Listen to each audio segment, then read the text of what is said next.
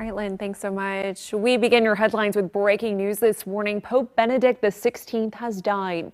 Fox News senior foreign affairs correspondent Greg Palkot has a look back on the former pontiff's life and legacy. When John Paul II died after more than 25 years as Pope, and the cardinals met to elect a successor, it took them just 2 days to give the job to a 78-year-old German, a scholarly man who didn't particularly appear to want it. The Lord Cardinals have elected me, a simple, humble worker in God's vineyard.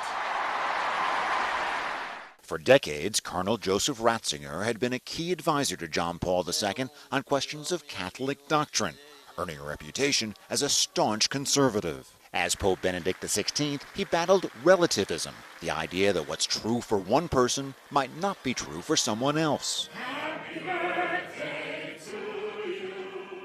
Pope Benedict's 2008 visit to the United States would be remembered not only for his birthday celebration in the White House, a stop at Ground Zero, and Mass at Yankee Stadium, but also by the way in which he addressed the sex abuse crisis so directly. Exclude pedophiles from the sacred ministry. This is absolutely incompatible, and who is really guilty and to be a pedophile cannot be priest. Yet sex abuse would haunt his papacy as the scandal unfolded in Europe, and critics charged that Benedict's record on abuse was mixed. And there were other problems as well. Benedict offended Muslims with a speech suggesting Islam could be a violent religion, and sparked a global uproar when he lifted the excommunication for 4 renegade bishops, since one of them, Richard Williamson, turned out to be a Holocaust denier. Benedict wasn't a politician. The Pope was above all an intellectual and a priest, having discovered both vocations while growing up in southern Germany. Pope Benedict never expected to be much more than a priest and a university professor, but all that changed when he became Pope.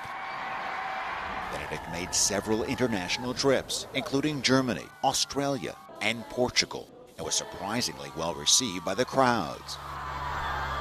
Pope Benedict made the first state visit ever of a pontiff to the United Kingdom in 2010, with all the pomp that goes with it, including a meeting with the Queen.